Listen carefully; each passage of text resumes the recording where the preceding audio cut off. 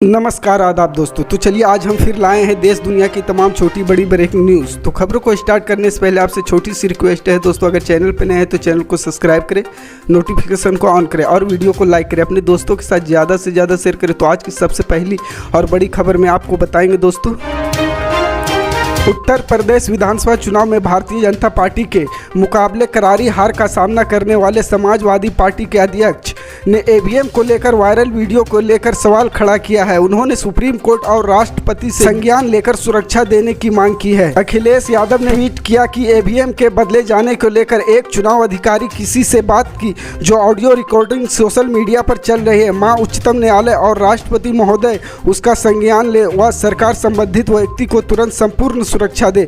किसी एक व्यक्ति का जीवन हमारे लिए सरकार बनाने से ज्यादा अहम है। दरअसल सोशल मीडिया पर दो व्यक्तियों की बातचीत का ऑडियो वायरल हो रहा है, जिसमें एक व्यक्ति खुद को टीचर बताते हुए कहता है कि उसकी चुनाव में ड्यूटी लगी थी और उसने देखा कि ईवीएम बदल दिए गए हैं। वह दावा करते हुए कहता है कि सपा की सरकार नहीं आएगी, बीजेपी जीतने जा रही है क्योंकि ईवीएम बदल दिए गए हैं। वह खुद को सपा समर्थन बताते हुए कहता है कि स्ट्रांग रूम में पहुंचने से पहले ईवीएम बदल दिए गए हैं। हिंदुस्तान इस वायरल ऑडियो की पुष्टि नहीं करता है।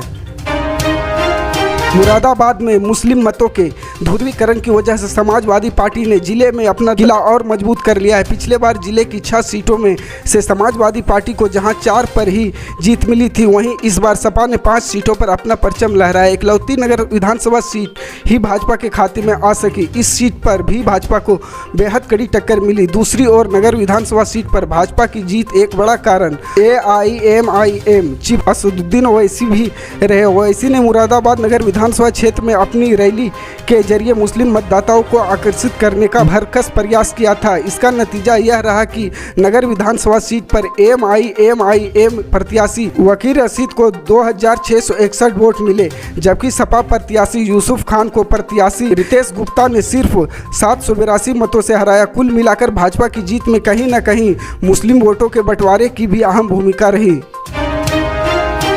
सपा के राष्ट्रीय अध्यक्ष अखिलेश यादव द्वारा दिए गए एक संकेत से भाजपा के दर्जन भर नेता फंस गए। यह जानकर आपको हैरानी हो रही होगी, लेकिन पीलीभीत में पार्टी हाई कमान के रडार पर आए दर्जन भर नेताओं का संकेत सपा के राष्ट्रीय अध्यक्ष अखिलेश यादव ने ही दिया था। दरअसल सपा के राष्ट्रीय अध्यक्ष अखिलेश यादव ने अपने भाषण में एक बात बोली थी जिसको पार्टी के दिग्गजों ने काफ़ी गंभीरता से लिया, जिसके बाद पार्टी नेताओं ने अपनी रणनीति में थोड़ा सुधार किया, जिसका फायदा उन्हें पीलीभीत सहित अन्य जनपदों में मिला। दरअसल टिकट बांटने के दौरान भाजपा ने कुल दावेदारों के टिकट काट दिए थे। टिकट काट संतुष्ट नेताओं ने पार्टी तो नहीं छोड़ी, लेकिन भीतर घात करने का मन बनाया। इसी दौरान समाजवादी पार्टी के राष्ट्रीय अध्यक्ष अखिलेश यादव ने अपने भाषण में साफ तौर पर कहा कि भाजपा के लोग नहीं चाहते थे कि भाजपा जीते। अखिलेश यादव के भाषण की इस बात को पार्टी के नेताओं ने बड़ी गंभीरता से लिया और उन्होंने नई रणनीति तैयार की।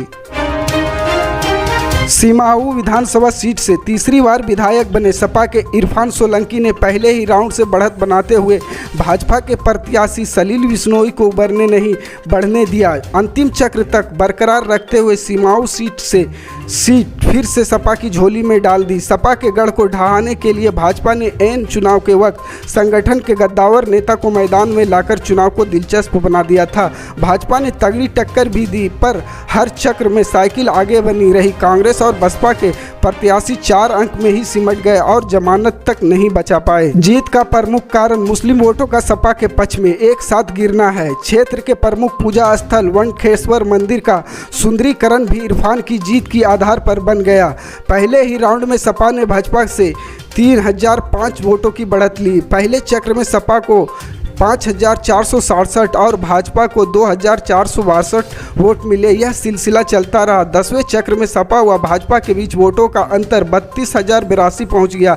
12वें चक्र में भाजपा को 33,255 व सपा को 56,730 वोट मिले। अंतर कम हुआ लेकिन आगे नहीं निकल पाए। 20वें चक्र में सपा को 79,163 और भाजपा को 66,897 वोट मिले। सपा के इरफान सोलंकी ने सलील बिश्नोई को 12,266 से हराकर तीसरी बार सीमाओं सीट जीत ली।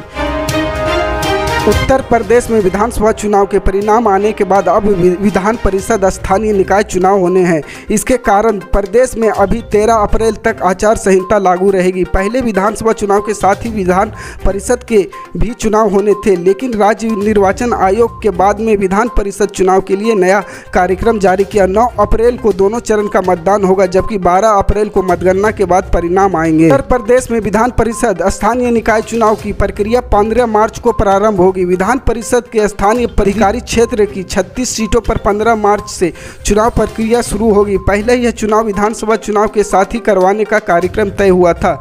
चुनाव आयोग ने इसके लिए बाकायदा समय सारिणी भी घोषित कर दिया था, मगर बाद में 4 फरवरी को इस बाबत जारी अधिसूचना को रद्द कर दिया गया।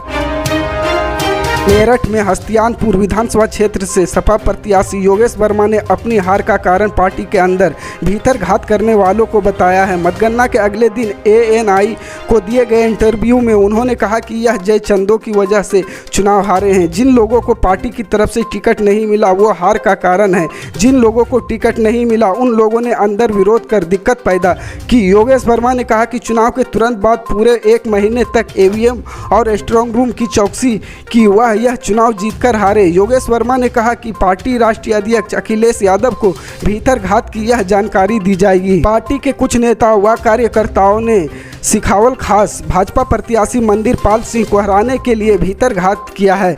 जल्द ही इन बागियों के खिलाफ संगठन स्तर को कठोर कार्रवाई की जाएगी। शुक्रवार को भाजपा के जिला अध्यक्ष विमल शर्मा ने यह बात कार्यकर्ताओं को संबोधित करते हुए कहा कि जिला अध्यक्ष शुक्रवार को चुनाव में सहयोग के लिए आभार प्रकट करने के लिए कलीना गांव में भाजपा प्रत्याशी मंदिर पाल सिंह के कैंप कार्यालय पहुंचे थे। इस दौरान बड़ी संख्या में पहुंचे कार्यकर्ताओं का आभार व्यक्त करते हुए जिलाध्यक्ष ने कहा कि हम जीत के लिए चुनाव लड़े थे, लेकिन मंदिर पाल को हराने के लिए पार्टी के कुछ नेताओं व कार्यकर्ताओं ने अपने व्यक्तिगत स्वार्थ के लिए भीतर घात किया।